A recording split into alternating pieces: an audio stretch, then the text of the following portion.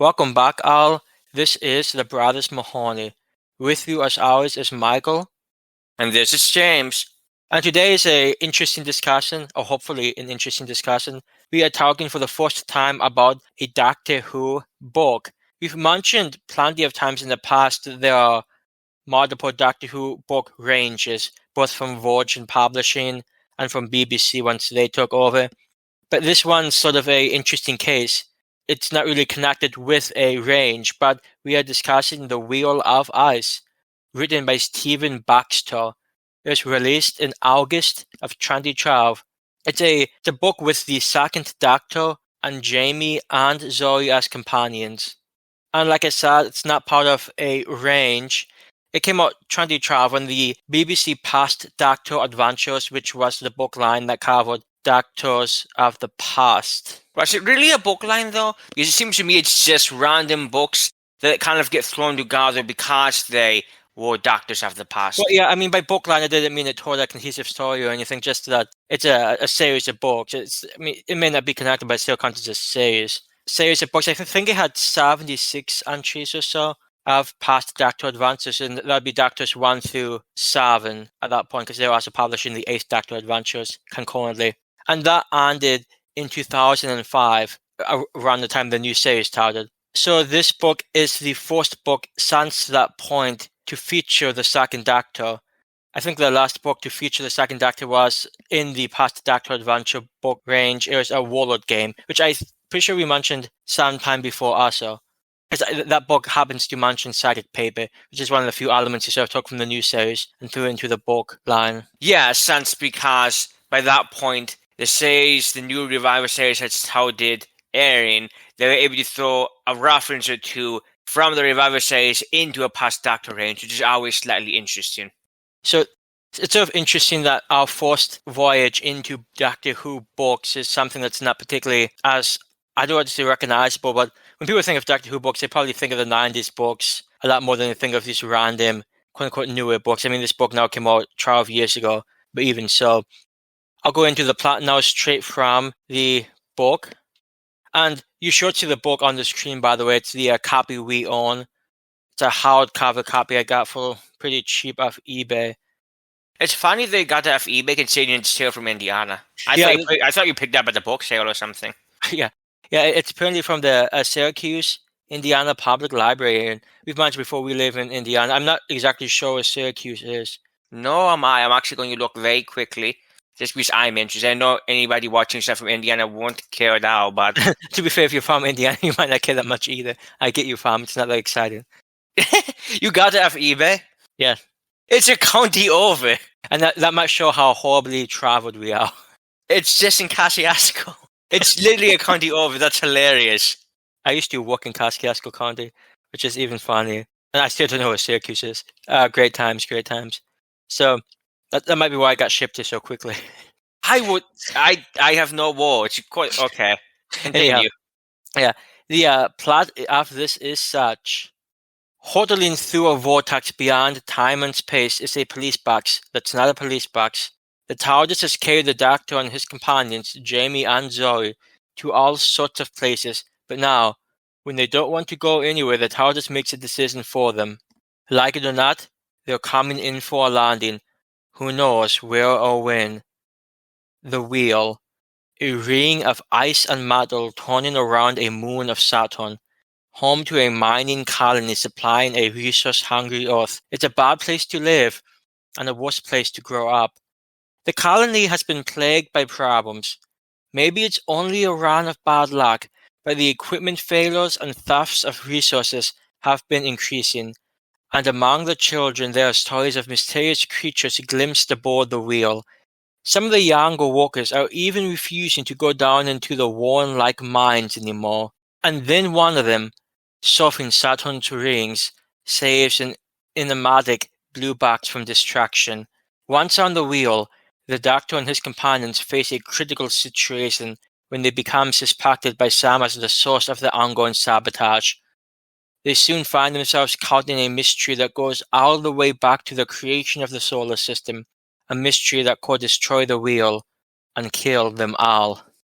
It's a pretty easy plot to connect to Doctor Who, it's not the first time the Doctor has dealt with, well, any type of future humans mining stuff. The third Doctor did it a handful of times. It's sort of, I don't want to say stereotypical, but sort of a plot you could expect the Doctor to get wrapped up in. I'm amused that pretty much immediately they are suspected of being the saboteurs, because of course they are. They just pop out of nowhere and boom, hey, you sabotaged us, bros. I mean, to be fair to the people who are accusing them, somebody like the Doctor's always going to look suspicious because of the way that he travels. Or I suppose it should be more fair to say the way that they travel. They're always going to be the automatic person that people can point fingers to. So it's almost not their fault that they thought it was him at first. Yeah, and I guess I want to jump into trying to go over some of these characters. But before I do, I guess I wanted to make this point, which is maybe alluded to. So this is the first time we've discussed the book. And to be entirely honest, I'm not even sure the best way to discuss books. Like this is, actually I didn't say, let me check right now.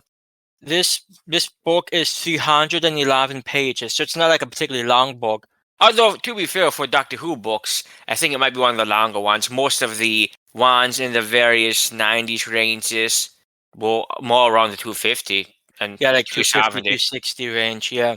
Although now that I think about it, those books actually might be more dense in what they have packed into them.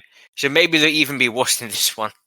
I'll actually want to touch on that point in a few moments, but my main point being is I'm not sure really the best way to discuss books. Like after watching a 43-minute episode of New Who, I find it pretty easy to discuss that. After watching some classic Who, even if it's like a 5-6 part serial, I mean, there's a lot to discuss. There's potentially a lot to dissect, but especially if you've seen it before, it's not that difficult to talk about. But with a book that neither one of us have read before, and this one may or may not be the best introduction to Doctor Who books, not because it's a bad book, but just because it's a bit sciencey. And I guess that also goes back to what we talked about very early on, that neither James nor I come from a particularly science fiction background. Like the only science fiction we pretty much have ever really watched is Doctor Who. So it's not like we've read a bunch of science fiction books or watched about the science fiction. It's just not really what we usually do. Yeah, I mean, I was thinking about this earlier. As Michael said, we didn't grow up reading Isaac Asimov. I'm just looking at the back. There's some praise for this book. That's what books do. This is a quote from the UK. I'm assuming it's a newspaper, the UK, The Times. But Time places Baxter, Stephen Baxter, the author of this, firmly in the tradition of Arthur C. Clarke and Isaac Asimov. Yeah, it's just not necessarily what we read. I mean, I've read The Hitchhiker's Guide to the Galaxy once, but that's certainly a bit different than your average science fiction, and certainly not hard science, which is what Baxter has been known for in the past, writing hard science fiction, which is, in my understanding, a more grounded, realistic look at possibilities in science, and not just what Doctor Who usually is, which is just doing anything and saying, there's some science explanation. And to jump off that point, talking about Stephen Baxter, this is from the Desk Jacket author bio.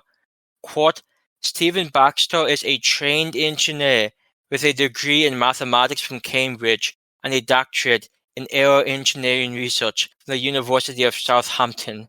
So this guy knows science. He's not someone who doesn't have any background in this stuff. This guy is an engineer with a doctorate who knows what he's talking about. This book can feel sometimes a bit dense in that type of element. Yes, it really can, especially towards the parts with the Doctor setting certain things up.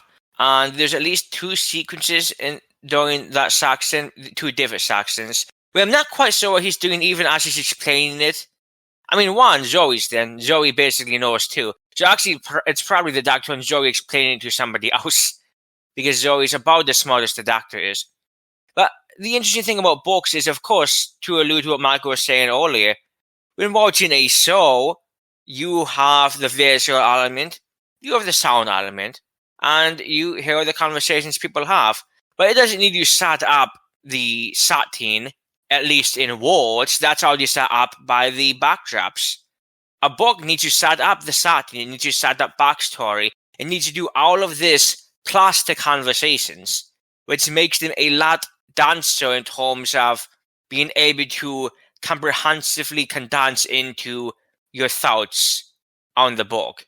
which is phrased poorly, but I think I'm kind of getting the point across that there's a lot more to trying to talk about the book. There's a lot, for example, in a show, there might be a very quippy line from a one-off character, like with, what was it called, The Visitation? With that guy who tells the doctor to knock with humility. And I remember that. I've always remembered that from the first time I've seen it, and I've only seen it once, and that was like 4 years ago, if not longer. I've always remembered that line because I thought it was hilarious. But with a book, not only are there going to be character lines and character quotations, there's going to be narrative descriptions that maybe just sound striking. There's going to be scenery descriptions of where a character's going to explain in detail what it looks like that might sound really cool.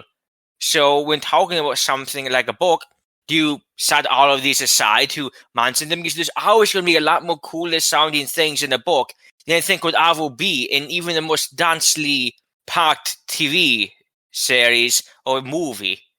Yeah, and that's if you can understand and picture in your mind what the book's saying. Maybe I'm just not imaginative, and maybe I had some difficulty trying to picture in my mind exactly some of the things that this book was like. I eventually got it, but the way the wheel, it's sort of like this floating wheel with elevator shafts that go down to this moon, and then the people who walk on the wheel take these shafts and go down to mine. And they come back, and that's sort of the life. It's a very, obviously to us humans, it doesn't seem primitive, but it's a very sort of primitive, early space exploration thing going on. Yeah, it's kind of primitive in terms of it's what people would have done in the Wild West. It's kind of like a subtler thing where you're just touting a quote-unquote civilization in this area, and you're not doing a lot of the extracurricular things. You're mostly walking your shift, then going back home and basically being in a company town. Yes, it's not like there's other corporations here. It's just one corporation, which everybody works for, even the young children. Yeah, and that corporation is Bootstrap Inc., which I don't know if it was planned or not, but whenever I hear the term bootstrap, I always think of the stupid, hey, pull yourself up by your own bootstraps, bruh. I don't know if it's planned, but that's a great... Yeah, I don't know if they use that phrase over in the UK or not, but yeah, that's a very first thing that comes to my mind when I hear it. That does lead to what I think is one of the flaws of the book, but I guess before we get on that, I want to try to briefly touch on these characters. Naturally, like I said, we have the second Doctor, Zoe and Jamie. Both Zoe and Jamie do have sort of their own paths they take in the book, which is really surprising in the classic Doctor adventure. It's not uncommon for the Doctor to do a slightly different journey than some of his companions do. And I want to talk a bit about that later on, but for the other characters, and it's hard to know who's exactly important enough, but we have the mayor of this sort of community, Mayor Jo Lars, or Josephine Lars. She is the mayor of this community. She's disabled. She's in I think it's like a floating wheelchair type thing. Well, to be fair, I forgot that I was floating, but that might make some sense. I can't remember if it was floating or not. Maybe I'm just thinking about Professor X in the animated series. Yeah, I never did like that wheelchair. Yeah. But she is disabled. She lost her legs back on Earth in Venezuela. Random side note. And that's one thing I like. This book's a little bit over 300 pages. A lot of these characters do feel like real people. They get some backstory, some real backstory here. So that is sort of nice to see. Yeah, and we get backstory from the entire type of civilization they're in. They're on the very outskirts of where Earth is quote-unquote colonized, and that's part of one of the mysteries near the early parts, because the Doctor's wondering why they came to the moons of Saturn instead of going to the moons of Mars. Yeah, because it's so much farther off. Yeah, I wish this book does a really good job of setting up the different mysteries, and you are really curious about where it's going. But yeah, Mayor Jo Lars, and she is the mother of 3 children: Sam, teenage boy; Fee, who is, I think, 16-year-old girl; and Casey, who's young. I don't even remember how old Casey was. I mean, I think she's basically baby, maybe she's as old as 2. Yeah, like a toddler, like maybe 2 or 3 or 4. But yeah, you have Mayor Lars, you have Marshal Sonia Polly, and I will say it was sort of useful. Like early on, we saw sort of like a almost like a town council meeting, sort of setting up like the leaders of this community. So we got a good sense, at least a little bit of sense of who these were and how they worked with each other. So I thought that was that was well done. So we knew some of these people coming into this. But we have Marshal Sonia Pali, who is a security chief imposed on the wheel by oath and in conjunction with the International Space Command in Geneva, apparently. The medical chief of the wheel is a Sinbad Omar. Then we have perhaps one of the more interesting characters, Luis Reyes, who is an ambassador from the Planetary Ethics Committee, or the PEC. He's a pretty fun character. I want to talk about a bit later on. There is Florian Haut, who is sort of an administrator of the wheel, while Joe Lars is the mayor. Florian Haut is sort of the embodiment of Bootstrap Inc., which is the company sort of funding this operation, this mining operation. So she sort of represents the company's interests.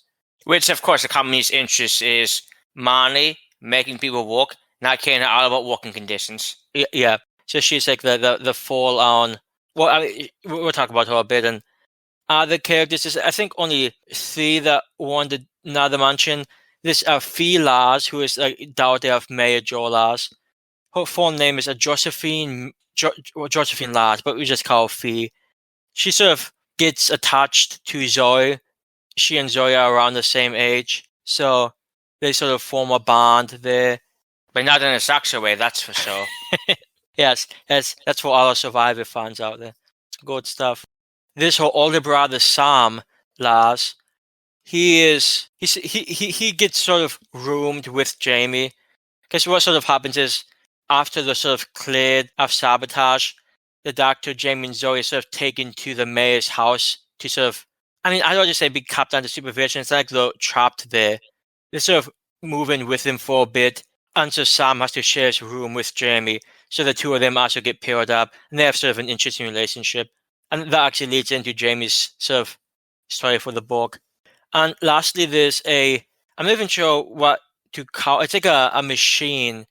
I forget the exact type of machine it's supposed to be, but it's like this floating robot thing called Mac.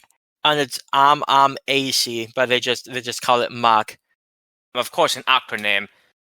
Yeah, I don't have what it's an acronym for. Maybe I do. It's okay. Oh dear. It's an acronym for Malignant Intellijax Modular Autonomous Component, which is a machine that is created by the corporation. Of course, it's a machine. This is Doctor Who. It's not going to be just a machine. It's also an AI, which has its own thoughts and desires and interests. And in one of the more interesting sequences, we sort of see what Mark takes to be his own origin, because the AI they use is sort of implanted with, it's like they're raised thinking they're humans because they get sort of a simulation of growing up like an actual human world, and then it's sort of implanted into a machine, which is sort of fucked up in my opinion. But welcome to space capitalism. It's even worse than the version we have here. Yeah. In one of the more interesting sequences, we sort of see Mac's childhood as it was and his origin, which I thought was quite unique. What's really interesting about Mac and what really brings him and his character together is that, as he says, he was born and bred in Govan, Glasgow. He's AI with a very strong Scottish accent, which, as you can imagine, Jamie catches on to immediately. And they sort of bond over that. It's I'd say bond because Jamie's a human race. It's just like a floating AI spidery thing. Jamie's actually not necessarily impressed that he's from Glasgow. Like Jamie's first line is, "Hey, Lowland Jassy supported the English in '45," which I thought was hilarious. They really went hard on Jamie's I guess sort of mindset, being a Scottish rebel. Yeah, and in fact, he even holds it against Mac when he first meets him that his side banned the knee to the English, which leads to Mac's hilarious line, "But ye do have a long memory." And of course, to Jim, it wasn't even all that long ago. So I think they have a great banter with each other. It's fun. When it comes to the characters, I think the Doctor, Jamie, and Zoe are all written pretty well. They all seem pretty authentic to me. I thought Zoe had her own sort of internal struggle, which actually I'll let James touch on in a few seconds. But I think all of them were written as you would sort of see them in the show, which I really appreciated, and which you would also certainly hope for. But I have to imagine that there's going to be times in the future where maybe an author doesn't quite know how to write Tom Baker. Though if you don't know how to write Tom Baker's Doctor, I'm not sure why you'd do a fourth Doctor book. But I do have to imagine there's going to be times when maybe someone doesn't get characterization exactly right. Yeah, it's one of the things that makes the novel, in terms of the Doctor, I keep wanting to say Victoria, but sorry, and Jamie, all feel so authentic. They feel, at least to me, having watched through most of the Troughton era at least once, to me they seem quite authentic to how they would be portrayed in the show, even in the 60s. So that was always nice to read. When you would read the Doctor speaking, I could hear exactly how Troughton would be saying it, so that's always nice. Another interesting thing about this setup was the time they arrive in at the beginning of the novel, where most of it takes place, is only probably, I don't know if I said how many years, but maybe just 50 years off of her own time, maybe 100. Point is pretty close to the time that she grew up in, only these were the people on the frontier. These weren't people like her. And funnily enough, Michael and I haven't seen the wheel in space because that one's lost and we haven't watched any reconstructions of it. So the only things I really know about her life are kind of what this book brought up and some of the things we pick up in later stories that she was in. But apparently she was pretty sheltered and she was raised on learning information, not so much information that's useful to the space that they were in, not so much history lessons. So she actually gets extremely unsettled seeing kind of the foundations of the society she was so comfortable living in. Because these people are not comfortable at all. It's not a very nice place to live, as the plot says. They're basically wage slaves to this corporation that owns their entire life. They're walking on this moon. Yes, they get shifts off, but it's just a very rough living. Which I think it would be great, but if it was just the adults who chose to go on this frontier journey, that's one thing. If they made a choice, like they knew it would be tough, but they thought, hey, I'll tough it out. But there are children here who this is all they've known.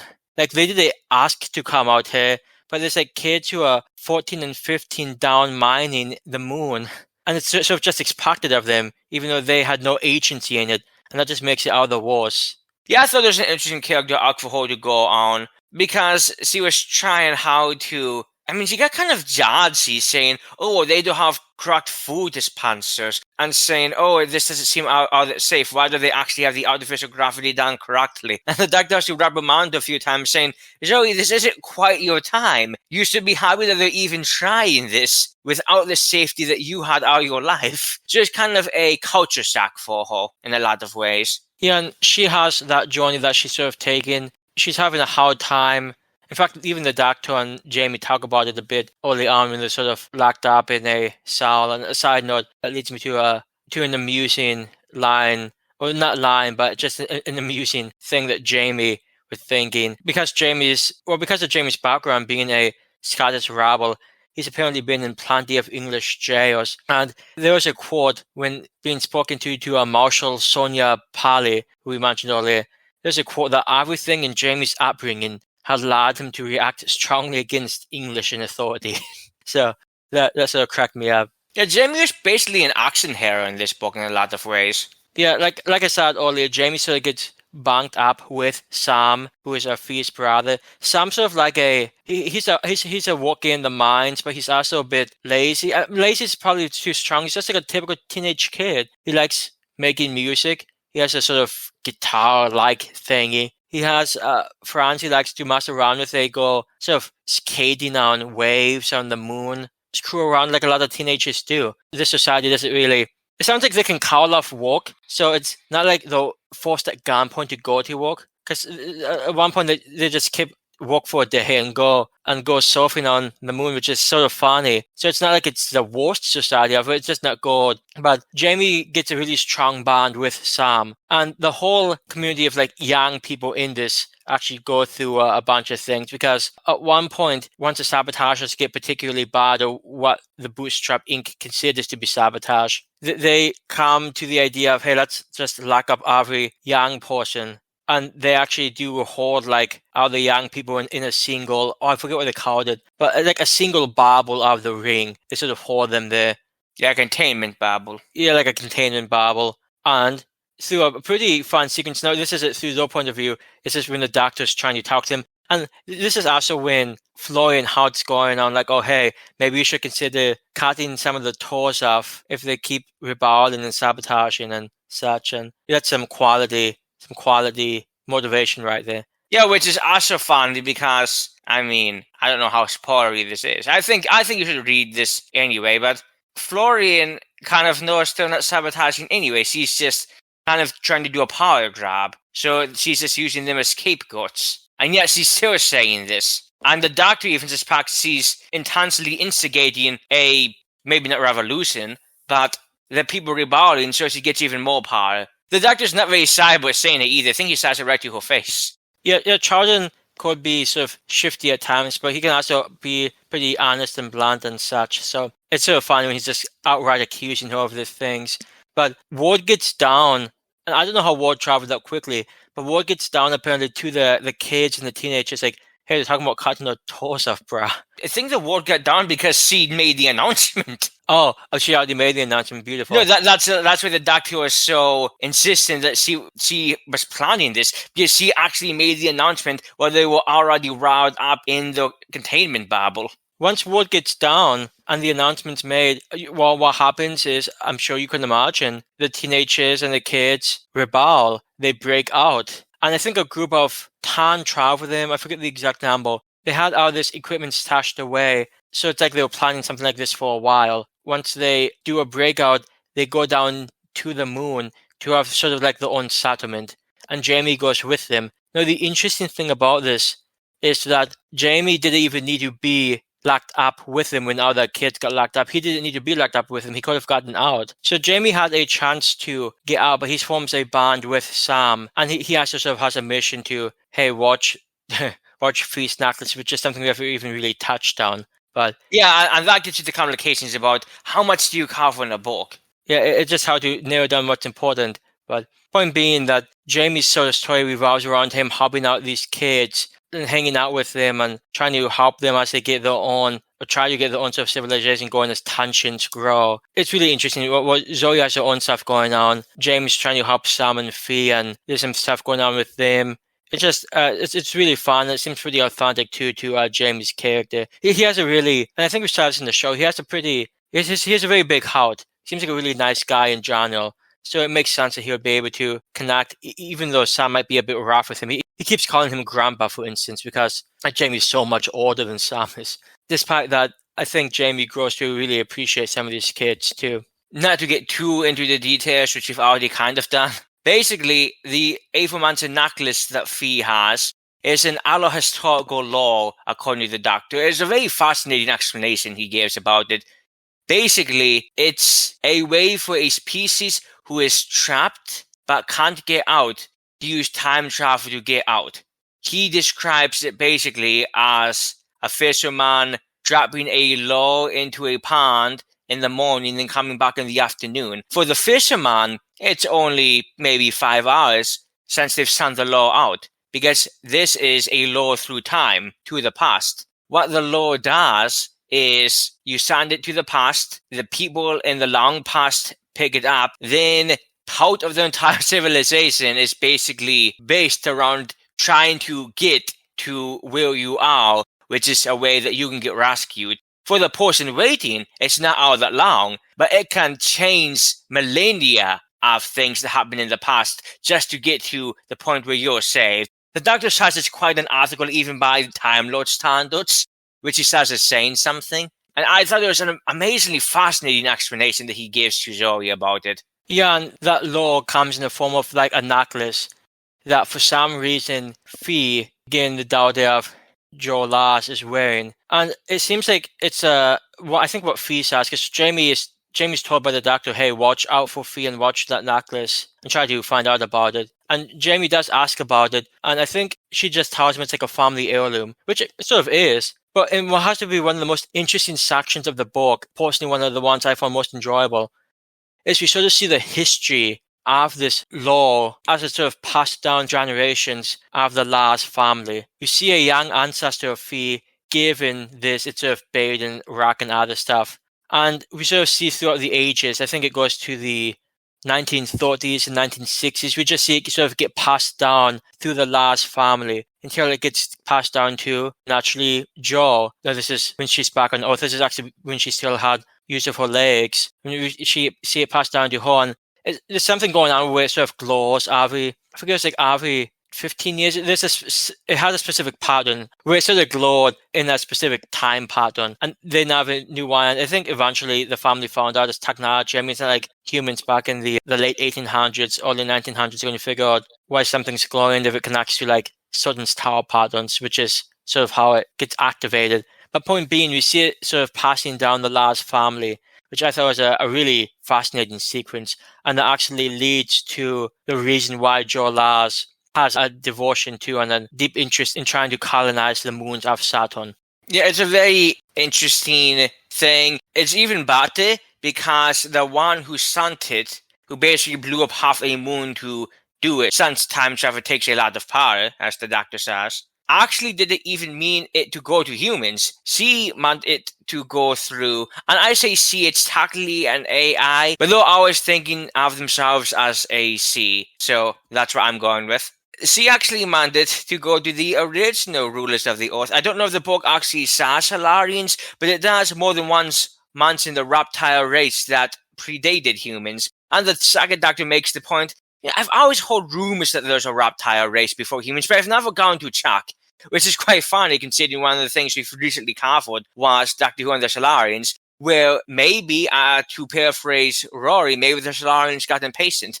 Yeah, and it's sort of nice. They sort of touch on the Doctor having heard rumors about some ancient reptilian civilization on Earth. And then, of course, his next incarnation gets the joy of meeting them. Yeah, which we just talked about recently, so that's sort of fun too. And really, that's a nice thing about books and audios in general, that they can, quote-unquote, set things up in a Doctor's personal timeline that, of course, was not at all set up in the show, because they have the ability to see what came after. And it's not like anybody's ever going to likely read this book before they see the third Doctor meet them, but it's just a nice little story-building technique to use, especially for a story that's been told over 60 years now. And we mentioned earlier about Louis Reyes, who I think is one of the more interesting, sort of smaller characters in the book. Like I said, he's an ambassador from the Planetary Ethics Commission, and their job is there to protect the people. Obviously, Florian Howard is there to represent the interests of Bootstrap Incorporated and make sure they make profit and make sure people are working. Whereas this guy is there to make sure the people are treated well and humanely, and not just people, but also AI. There's a really interesting scene where this machine, it's an AI machine, gets damaged so it can't do its job. And because it can't do its job, it can't perform its function, it's having a difficult time. And so it's also in Rey's power to try to help the machine. It's very interesting and nice to see someone who actually has a good heart on this pretty emotionally cold place. I mean, it's certainly not Florian who has the heart. She's a capitalist evil from first page to last page. But I quite like Louis Reyes. I thought he was a really nice character. I think he was younger than most of the other people on the council, but he was also a representative for easily, I think, the best cast. I mean, there was also the security person. They weren't bad. They were just basically representing... To me, it sounded like they were representing a follow-up from UNIT, because they had access to UNIT files. I think the main issue that was Marshal Sonia Pali. I think the main issue she had was that it's just that Florian Howard is such an overbearing woman that Sonia, I don't think that she felt indebted to her. She definitely felt intimidated by Florian Howard. And she's a very intimidating person. The Doctor did find her intimidating, but when does he ever? Actually, that's worth mentioning too, because Florian Howard, and I think this is one of the flaws of the book. In general, I think James mentioned it's worth reading, and I agree you should probably read this one if you're a Doctor Who fan. But Florian Howard is such a sort of stereotypically, like, she's evil. Like, from the very beginning, you can tell, hey, this woman is not good. And you might think at some point, like, it's going to... And I guess they do touch a little bit on her personal history, but I don't think any of it makes her any more sympathetic, to be entirely honest.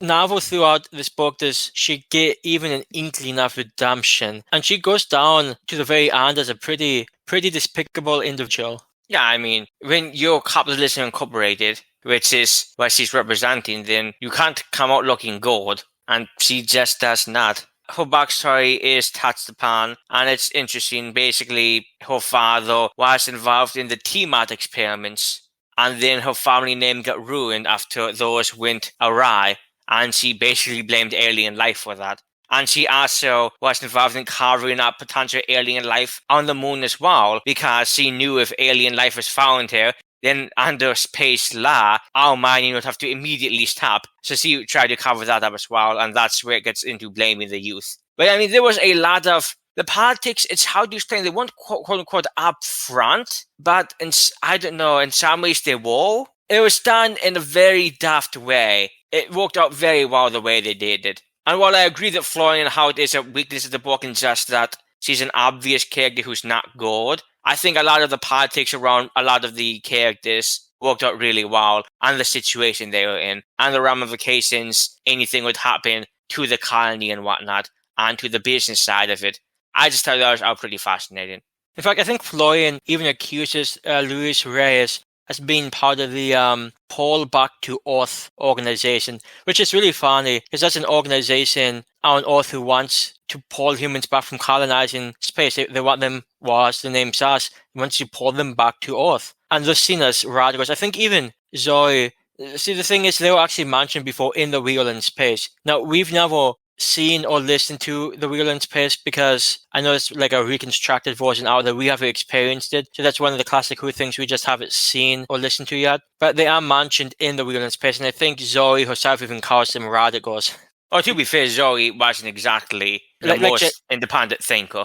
Yeah, so I think it's funny. And that's something that, well, naturally, Florian Hout does. He sort of discredited Luis Reyes. Like, oh, you're just a pull back to Earth guy. It doesn't matter what you say. You see it all the time in politics. You just discredit someone. Instead of talking about the actual arguments, you just say, oh, hey, you're Russian. We don't need to listen to you. Oh, hey.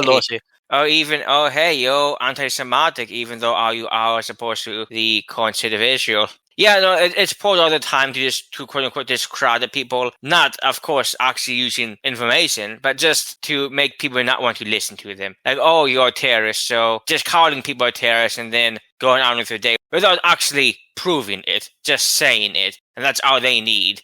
It was mentioned in the plot. And again, this is why books might be more difficult. It might take us a bit to find our stride because this is such a big element in the book, but we just haven't touched on it yet. But I mentioned in the plot that there's some mysterious sightings of blue dolls. It's what it seems like the children across the wheel keep seeing them, but adults keep saying, oh, hey, they don't exist. It's like a mass hallucination type thing among the children. Or even worse, that the children who claim they see them are like playing games to intentionally antagonize the parents and the government of the wheel. The blue dolls are really interesting. And as we read the book, we find out where these things come from. And it's sort of complicated. And I'm not really going to touch on it at all. But I do think it's fascinating. They dive into sort of the creation of these blue dolls, and later on in the book, there's also blue soldiers, which are more dangerous than the blue dolls. Because at one point, there's sort of like a all-out attack between this sort of blue creatures from this moon and the inhabitants of the wheel. In some really cool action sequences, like imagine how there's like elevator shafts going from the wheel to the moon. And it's a sequence when people are being evacuated from the moon, and these blue creatures are sort of climbing on the elevator shafts, going after them. And that's a pretty fun sequence. And obviously, that's something they never could have done in the 60s. And to be honest, if they tried to do it now, I'm not sure it would look particularly good either. The blue dolls are really interesting in this, and there's a lot of things going on with them. In fact, the doctor even finds a body, one of them, in a destroyed machine that we mentioned earlier, which is also sort of, I don't know if it's necessarily violent, but it's a little more graphic than what you might usually connect with the second doctor, so that was sort of fun too.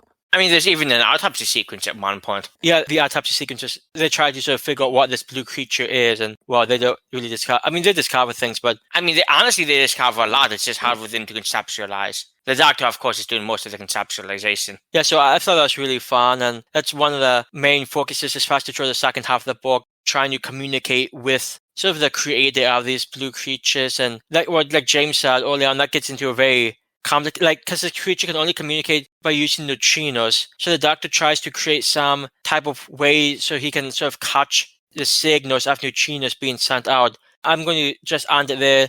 because I took one, I guess, semester back in high school of chemistry that I cannot for the life of me understand how I passed. I think I got through it with a C plus. It was just awful. I don't even know if neutrinos and chemistry are the exact same thing, but they seem close enough to me. So I'm probably not qualified to say what I've already said. Point being, this book, when it wants to, and it doesn't do it too often, but it happens on occasion, it can get bogged down in some really sciencey things, which is, well, as you can imagine, sort of the nature. If somebody has like a doctorate in engineering and stuff, they can probably do that. And it's not a problem for them. But for the layman, it might not be the most accessible material. Although maybe for the normal person who might read this type of book, it would be more accessible than it would be for us. That's true. If you've read a bunch of sci-fi, this might just be another walk in the park for you. But for people like James and I who haven't read a ton of sci-fi, especially hard science, it's just a bit different than what we're used to. And lastly, and for things actually plot-wise, there's just a very nice little sequence around the end of the book where a lot of things are going down that was just...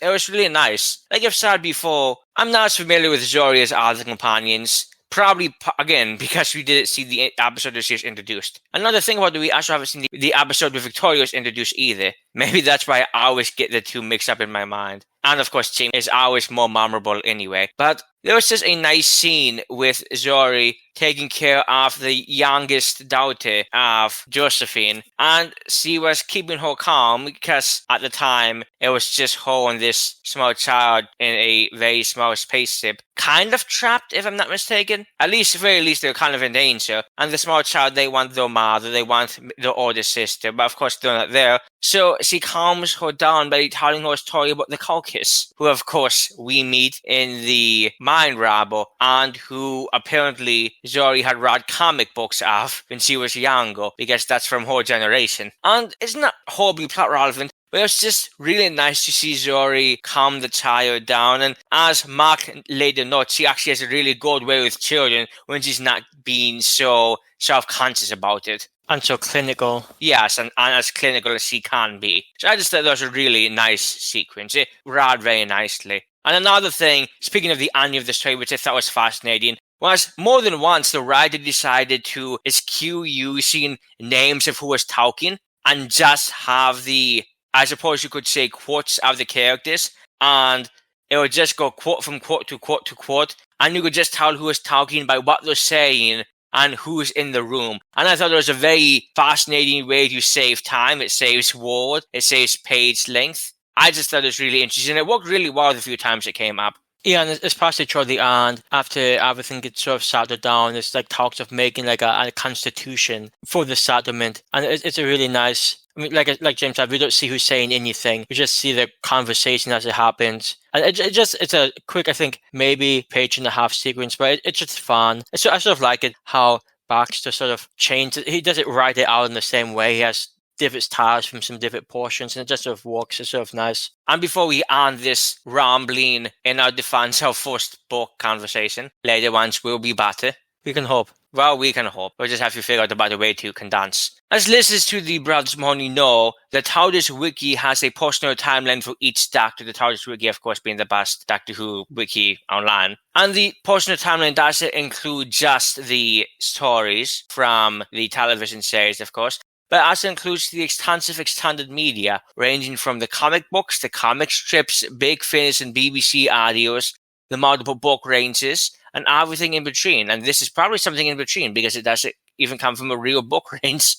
Doctor Who canon has always been a jumbled mess, so it's just fun to see where the stories we're discussing fit into the universe as a whole, as continuity in the narrative timeline has always been of personal interest to me, in more than just Doctor Who. This novel, like a lot of novels actually featuring the second Doctor with Zoe and Jamie, takes place after the Space Pirates. And funnily enough, we have the book that takes place right after the Space Pirates, being the Menagerie, apparently. And this takes place after the Menagerie, but also after a lot of smaller prose and some audio things as well. Directly before this, in fact, is the audio Pennywise Pound Foolish. And this audio was a Big Finish audio from Short Trips Volume 4, which came out in August 2011. And of course, Short Trips was just companions or whatnot, reading stories of adventures involving the Doctor. Basically, my brother and I have actually never listened to a short strips, although we have a couple. Immediately after this novel was the Rosmarinos, which is from Doctor Who The Lost Stories, Volume 3. And there are so many volumes of these things, it's kind of hilarious. This one came out September 2012, so what, just a month after this book? Yeah, it'll be about a month. Which, of course, doesn't need to be the case at all. Maybe a story come out in 2099 that takes place in between this and the Rosmarinas. And that one honestly sounds fascinating anyway. The Lost Stories is not quite an audio novel, but they're long within the short strips are. So I do look forward to jumping into those eventually. But yeah, I just think it's actually a very interesting bit in the Second Doctor's history. There's just so much, I mean, it makes sense, considering the next one is the War Games, but there's just so much pit between the two.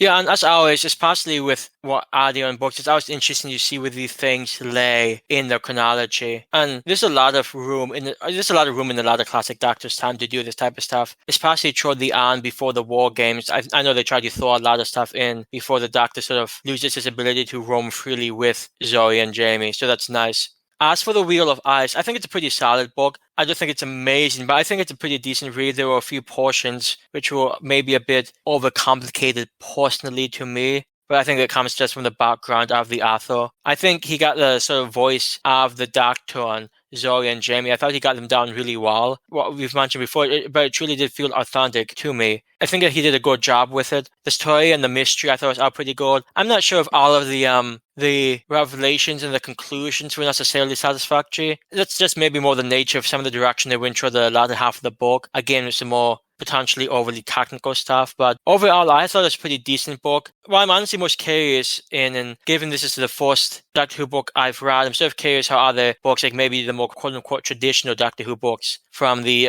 more traditional ranges, how they sort of compared to this. So that's what I'm mostly curious about, but overall I thought it was a decent time, and if you're a second Doctor fan, I don't see why there would be any harm in maybe potentially checking this one out. Yeah, and I feel much the same. I think the mystery is really good. I thought the setting is really interesting. A lot of the concepts dealing with the AI and the other historical lore were really fascinating. I don't think the writer got characterization down quite right. For the Doctor and the companions, it was perfect. They all felt exactly like I thought they should feel. It's just characterization for everybody else wasn't exactly as 3D as you would hope, especially flowing how it seemed mostly flat, even with the Ava Manson backstories he was given. Still mostly seemed kind of flat. But yeah, overall, I would say it is a pretty good story. It doesn't feel like it's over long to me. The science part's kind of in my eyes glazed over, but that wasn't because of the story, that was because of the science. So maybe science fiction is the thing I need to be reading in my life. And I do worry about some books, Doctor Who-wise, because I get the feeling that especially the Seventh Doctor, new words and new adventures, it's going to get kind of esoteric. But I guess we'll tackle that when we get there. But overall, yeah, I think this is a pretty good story. I don't know if it's the best representation you'll see of the Second Doctor in print, but I thought it was a really good one.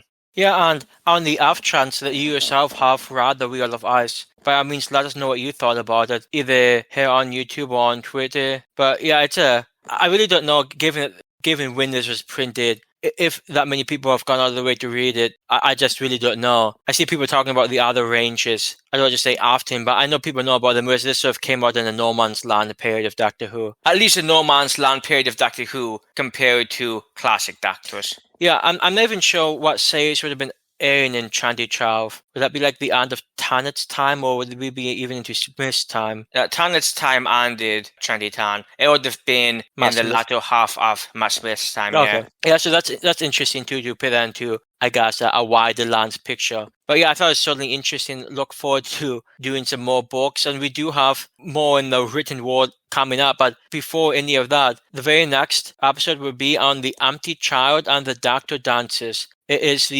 as I'm sure you know, it's the second two-parter of the first series of the revival, with naturally Christopher Eccleston and Billy Piper, and also important first appearance of Captain Jack Harkness, which, well, we'll talk about that character then. It's, in my opinion, one of the true classics of the early revival series, and I look forward. I've seen it multiple times, but I look forward to seeing it again. Yeah, no, it's always a very amazing story to watch. Very well done, very horror aesthetic, and just always a joy from start to finish. Yeah, so next up we have I'm the Child, the Doctor Dances. As always, I thank you for listening to, like what James said, to this sort of rambling discussion of potentially minor and big plot points, and hope you took something from it. Thank you for listening. This has been Michael. And I'm James. And we are the Brass Mahoney, and we hope you have a pleasant night.